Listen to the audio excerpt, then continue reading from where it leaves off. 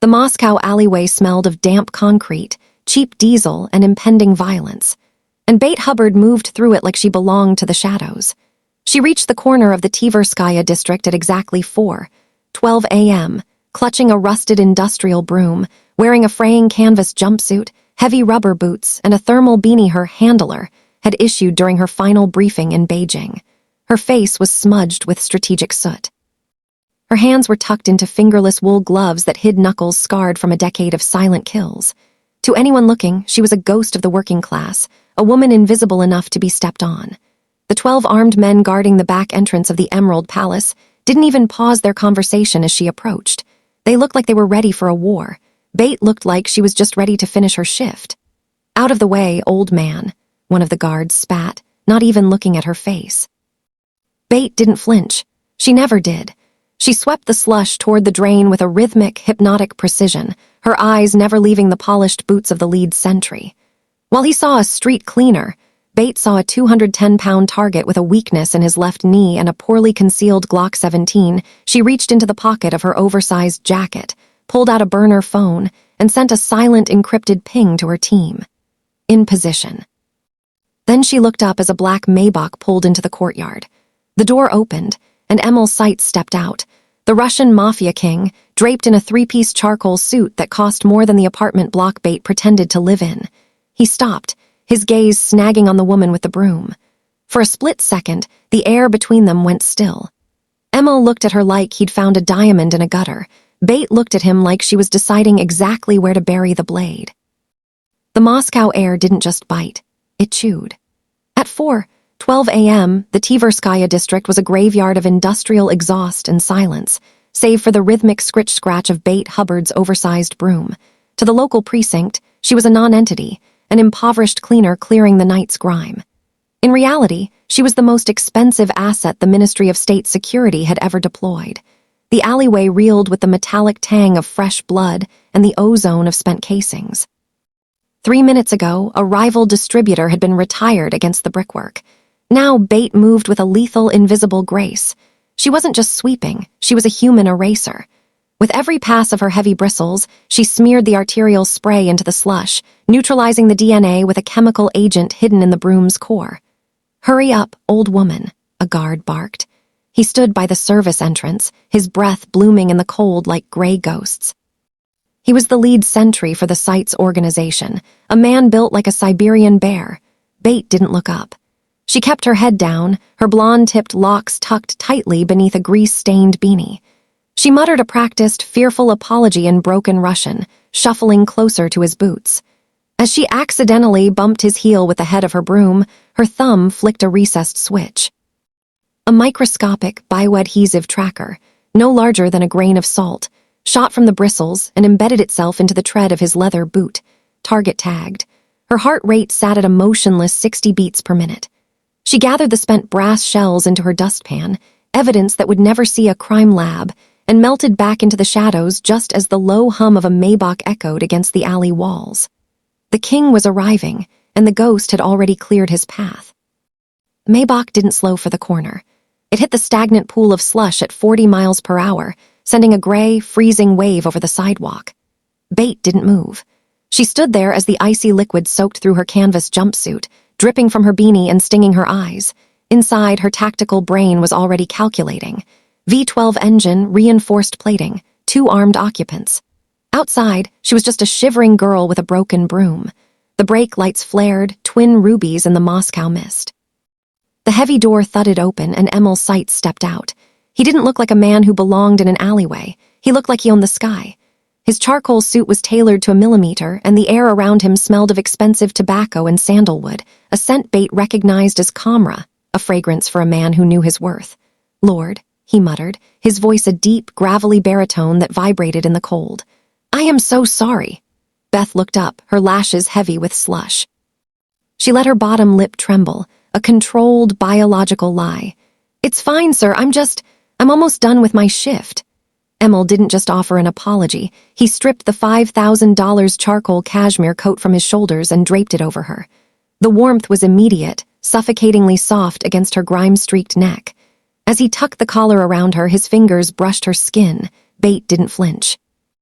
Instead, she leaned into the touch, her eyes wide and innocent, while her mind mapped the carotid artery pulsing just beneath his jaw.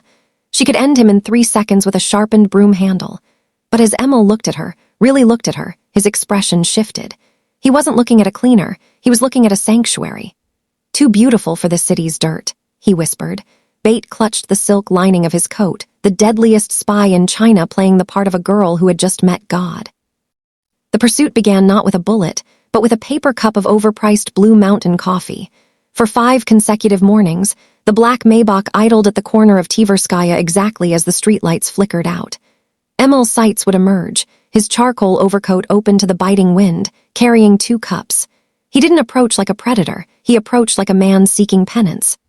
"Late today, Bate," he said on the 6th morning, a dry, playful edge to his voice. Bate paused, leaning her chin on the handle of her broom. She let a dusty strand of a blonde-tipped lock fall across her face, masking the cold, analytical stare that was currently recording the 3-car security detail shadowing him from the intersection. "The slush is heavier today, Mr. Seitz. The city doesn't clean itself." "Then let it stay dirty," he countered, handing her the cup. His fingers lingered against hers, a deliberate warm contact that Bate catalogued as tactical entry point alpha. That night, tucked into a cramped, gray apartment that smelled of boiled cabbage and damp wool, Bate opened her encrypted laptop. The screen flickered to life, illuminating the stark red and gold interface of the Ministry of State Security. Her handler's voice was a digitized rasp. "Target is compromised. He is seeking a sanctuary in you. Give it to him. Infiltrate the heart, and the hard drive will follow. The red ledger is the priority one. Do not let the silk soften your blade." Beth closed the laptop. She looked at the $5,000 cashmere coat draped over her single wooden chair. It was the softest thing she had ever touched, a jarring contrast to the jagged edges of her life. The next morning, when Emil asked her to dinner, Bate didn't just say yes. She looked at him with a practiced, breathless wonder, the look of a girl seeing a star instead of a target. She was the Trojan horse, and she was already inside the gates. The Winter Palace didn't just house the elite, it guarded them like a fortress of gold and paranoia. When the doors of the ballroom swung open, the scent of expensive lilies and vintage vodka hit Bate like a physical weight. She walked in at exactly 9:12 p.m. on Emil's arm. She wore a deep navy silk gown, borrowed from Emil's private collection, that clung to her frame like a second skin. Her blonde-tipped locks were pinned up in an intricate, regal crown, fastened with a silver filigree clip that looked like an heirloom. In reality, the clip center was a tension-release spring for the 3 feet of reinforced garrote wire coiled inside it. The Gala of Wolves lived up to its name. Eyes as sharp as ice followed them, the Russian Vori elite whispering behind gloved hands about the street cleaner their king had brought to the feast. "She still smells like the gutter," a woman in emerald satin sneered as they passed. Bate lowered her gaze, the perfect image of a girl out of her depth. "They're starring Emil," she whispered, her voice trembling with a rehearsed fragility. "Them," Emil replied, his hand firm on the small of her back. "They're only starring because they've never seen something real in this room." But beneath her lashes, Bate wasn't seeing the chandeliers or the diamonds. She was counting. 6 thermal sensors in the cornices. 4 armed sentries at the north exit. 1 blind spot behind the velvet drapery near the service elevator. Every shy tilt of her head was a tactical scan. Every nervous step was a measurement of the floor's acoustics. She was a ghost in silk, a Trojan horse in a room full of predators who thought she was the prey. As Emil leaned in to whisper a joke, Bate smiled, her heart rate a flat, chilling line. The wolves were hungry, but the shepherd was the one with the wire. The silence of the Seitz estate was heavy, a velvet shroud that muffled the ticking of a grandfather clock in the hall. At 1:14 a.m., while Emil was distracted by a urgent security briefing she'd subtly triggered via remote server, Bate slipped into the inner sanctum. The study smelled of aged oak and the lingering ghost of Emil's sandalwood cologne. Bate didn't use a flashlight. She moved by the rhythmic pulse of the security keypad's red LED. Her fingers, disguised by thin, conductive latex skin, danced over the sensor. Click. The heavy mahogany door gave way. She moved straight for the floor-to-ceiling bookshelves, pulling a specific volume on Russian history that she'd identified through a thermal scan days prior. Behind it sat the safe, a biometric beast that Beijing had spent 6 months building a bypass for. She pressed the bypass device to the glass, watching the digital tumblers spin. Accepted. Inside lay the red ledger, a sleek, black encrypted drive that held the coordinates of every Vori shipment from Vladivostok to Lagos. It was the crown jewel of her mission, the reason she'd spent months scrubbing Moscow's filth. But as she reached for the drive, her hand paused. Tucked into the corner of the safe was a small, scorched silver frame. In it, a boy no older than 6 stood in a line of identical, hollow-eyed children in a state-run orphanage. His head was shaved, his ribs visible, his eyes holding the same haunted, tactical coldness that Bates saw in her own mirror every morning. It was a training center photo, the same kind she had buried in her own classified file in Beijing. For the first time in a decade, the steady 60-beat rhythm of her heart faltered. It thudded against her ribs, a wild, panicked thing. Emil wasn't just a target, he was a mirror, and she was about to shatter him. The garden of the site's estate was a labyrinth of frozen hedges and skeletal birches, illuminated by a moon that looked like a cold, silver coin. At 2:18 a.m., the only sound was the crunch of Bates' boots on the crusty snow, until the metallic snick of a Beretta's safety being disengaged broke the silence. "You move too quietly for a girl who sweeps for a living," a voice rasped. Bate froze. Victor, Emil's oldest lieutenant and a man who smelled of cheap vodka and old grudges, stepped from behind a marble fountain. He didn't have Emil's curiosity, he only had the instinct of a dying wolf. "I ran your fingerprints from the gala glass, Bate. Or should I say, Subject Zero, you don't exist, not in Russia, not in the West." Beth didn't tremble. She didn't plead. She slowly turned, her face a mask of moonlight. "Victor," she said softly, her voice dropping the high-pitched poor girl lilt for the first time. "You should have stayed inside." He lunged, but Bate was a blur of lethal geometry. She stepped inside his guard, her hand striking his throat to crush the windpipe before he could shout. She gripped his wrist, twisting the Beretta away with a sickening crack, and used his own momentum to drive him toward the edge of the black, half-frozen lake. With a precise strike to the temple, his lights went out. She rolled him into the slush, carefully pouring a flask of his own vodka over his coat and the ice. By the time Emil reached the garden, alerted by the distant commotion, Bate was collapsed on the bank, her clothes soaked, her body racking with violent, hysterical sobs. "Emil, he slipped," she gasped, clutching his charcoal coat as he gathered her into his arms. Emil held her tight, staring at Victor's floating form with a devastated roar of grief, never feeling the cold, steady pulse of the woman pressed against his chest. The dacha was a fortress of cedar and glass, buried deep within a forest of silver firs where the wind howled like a wounded animal. At 11:15 p.m., the only light came from the roaring hearth, casting long, flickering shadows that danced across the room like ghosts. Emil sat on the edge of the velvet sofa, his usual armor of charcoal wool replaced by a simple black sweater. He looked younger here, stripped of the king persona that usually weighed down his shoulders. He reached out, taking Bates' hand, the hand that had crushed Victor's throat only 48 hours prior. "Tired, Bate," he whispered, his voice cracking the silence. "The Vori, it's a cage made of gold and bone. I've spent my life building walls and now I can't find the door." Beth sat perfectly still, her tactical mind scanning the room's perimeter, 2 snipers in the tree line, 1 heat sensor on the porch. But for the first time, the data felt like noise. "Have enough," Emil continued, his gaze searching hers with a terrifying sincerity. "Accounts they can't trace, a boat in Montenegro, I want to leave it all, the blood, the ledger, the legacy. I want to go somewhere where nobody knows the name sites. I want to go with you."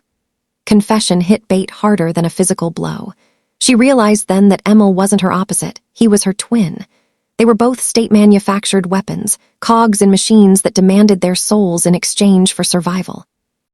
In her jacket pocket, the encrypted drive with the red ledger felt like a hot coal. If she gave it to Beijing, the Vori would fall, but Emil would be hunted to the ends of the earth as a loose end. If she stayed, she was a traitor to her flag. Her heart, once a steady 60-beat line, was now a jagged, violent rhythm of 110. She wasn't just a spy anymore. She was a woman standing on a bridge she was ordered to burn. The dacha was a fortress of cedar and glass, buried deep within a forest of silver firs where the wind howled like a wounded animal. At 11:15 p.m., the only light came from the roaring hearth, casting long, flickering shadows that danced across the room like ghosts. Emil sat on the edge of the velvet sofa, his usual armor of charcoal wool replaced by a simple black sweater. He looked younger here, stripped of the king persona that usually weighed down his shoulders. He reached out, taking Bates' hand, the hand that had crushed Victor's throat only 48 hours prior. "Tired, Bate," he whispered, his voice cracking the silence. "The Vori, it's a cage made of gold and bone. I've spent my life building walls and now I can't find the door." Beth sat perfectly still, her tactical mind scanning the room's perimeter, 2 snipers in the tree line, 1 heat sensor on the porch. But for the first time, the data felt like noise. "Have enough," Emil continued, his gaze searching hers with a terrifying sincerity. "Accounts they can't trace, a boat in Montenegro, I want to leave it all, the blood, the ledger, the legacy. I want to go somewhere where nobody knows the name sites. I want to go with you." Confession hit Bate harder than a physical blow. She realized then that Emil wasn't her opposite, he was her twin. They were both state-manufactured weapons, cogs in machines that demanded their souls in exchange for survival. In her jacket pocket, the encrypted drive with the red ledger felt like a hot coal. If she gave it to Beijing, the Vori would fall, but Emil would be hunted to the ends of the earth as a loose end. If she stayed, she was a traitor to her flag. Her heart, once a steady 60-beat line, was now a jagged, violent rhythm of 110. She wasn't just a spy anymore. She was a woman standing on a bridge she was ordered to burn. The sirens began their mournful wail at 4:05 a.m., echoing through the birch forest like the ghosts of the men Bate had just systematically dismantled. The dacha was a ruin of splintered cedar and cooling brass. Emil sat on the blood-stained floor, his back against the mahogany table, staring at the black encrypted drive in Bates' hand. He didn't reach for his gun. He didn't even move. The man who ruled the Vori was gone. Only the boy from the orphanage remained, looking at his mirror image with a hollow, shattered heart. "Finish it," he whispered, his voice a ghost of the baritone that had once commanded Moscow. Bate looked at the drive, the red ledger. It was her ticket home, her promotion, her absolution. She looked at Emil, then at the scorched silver frame of the orphan boy still tucked in her tactical vest. With a single, deliberate keystroke on her wrist-mounted processor, she didn't upload the data to Beijing. She executed a level 7 wipe. The Vori's global empire, the shipping routes, the bank accounts, it all vanished into digital dust. "Ledger is gone, Emil," she said, her voice dropping into that haunting, rhythmic cadence of a street cleaner. "And so is Bate Hubbard." She didn't look back as she stepped into the freezing morning mist. By 5:30 a.m., she was back on the corner of Tverskaya. The oversized canvas jumpsuit was back on, the soot was smeared across her cheekbones, and the industrial broom was in her hand. She watched from the shadows as the black Maybach, now dented and scarred, limped past the intersection for the last time. Emil didn't see her. He was looking straight ahead, toward a border she had cleared for him. Bate pushed her broom, the scritch-scratch the only sound in the gray Moscow dawn. She was China's deadliest spy, a ghost in the grime, watching the only man she'd ever loved drive into a freedom she would never know.